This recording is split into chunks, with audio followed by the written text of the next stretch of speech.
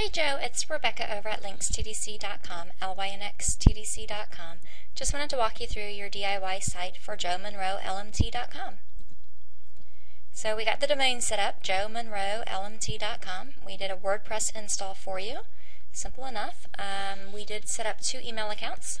You go to mail, M-A-I-L, joemonroelmt.com. You can access those email accounts. We have your admin email and your direct contact email.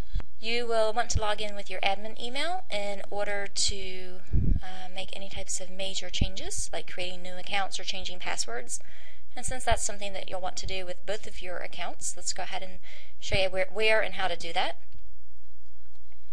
So once you go to mail.joemonroelmt.com and you've logged in, if you click on Manage this domain, you'll scroll almost all the way to the bottom, and on the left-hand side you'll have your 2 users. Now if you create new email accounts, that 2 will obviously become 3 or 4 or however many that you have.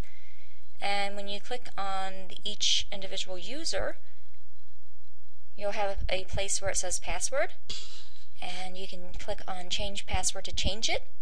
If you create an email account for somebody other than yourself, you can also give them a password and then ask them to change it, require them to change it on their next sign-in, so that you'll also be sure that they get a password that works for them. Back in the main part of your email, if you click on settings, no matter which account that you're logged into, each account has their own settings page, and you can have a little bit of fun with the pieces in here. And you can also you'll want to set up your signature, where you can put anything that you want into this little box right here, and scroll to the bottom and click. At that point, Save Changes will be an option for you. And that's everything quick and easy with your mail, and that's mail.joemonroelmt.com. Alright, so the next thing I want to do is I want to show you your website, where we have the WordPress blog software installed. To make changes, to change the look and the feel, to add content to your website, just go ahead and click in the address bar across the top, go to the end after the slash mark, and type in WP-ADMIN and strike your enter key, and then use the username and password under the WordPress section of the DIY sheet that we sent over to you to log in.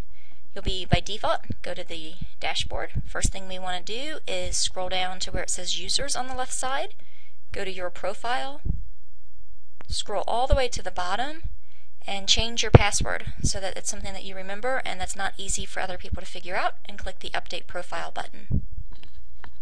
Then you'll most likely want to go ahead and change the Hello World content, or maybe add a new post. And so you would give your new post a title and give it some content, maybe put in a picture or a video or some audio if you wanted to. You could do that all right through here. Make it in the center, to the left, to the right. Pretty self-explanatory in here. Decide when you want to publish it, if you want to do it immediately or if you want to give it a future date. Decide who you want to be able to see it, if everybody can see it. If you want people to have a password to get to this, or if you want it to be marked as private.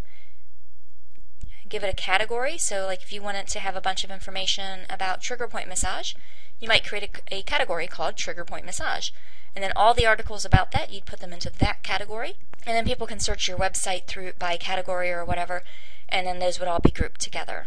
Also in your post, on the bottom, towards the bottom of the right hand column, you'll see something called Twitter Tools. If this is marked to yes, then whenever you make a post and it goes live, whenever it's published, whatever that date and time is, you'll also send a tweet or an update to your Twitter account. If it's marked as no, then that information will not go out. Also, if you've made changes in a post and you've not saved them anywhere, and you go to a different area of your administration site, you'll get a pop-up that asks you if you're sure that you want to go away from this page, because everything that you've done will be lost if you move away from this page. If it's okay, you click OK. If it's not, click Cancel, and then go through the publish or the update process. Here's your categories, and of course you can have whatever the name of the category was. A slug, you don't have to do this, but if you had a really long category name, you might want to make it an abbreviated name, just to make it a little bit easier to show up here in the URL area. And of course, if you wanted it to be underneath another category. So if you wanted to have massage techniques, and then underneath that category, maybe you wanted to have trigger point massage. And that's where you would do it, and then you would just click the Add New Category button. Now, pages, on the other hand, are a little more interesting. You have an About page that's by default that comes installed, and of course you can edit that information. You can also make new pages. Same concept as the post. You put a title, some information in the content area, pictures, videos, music, or audio files.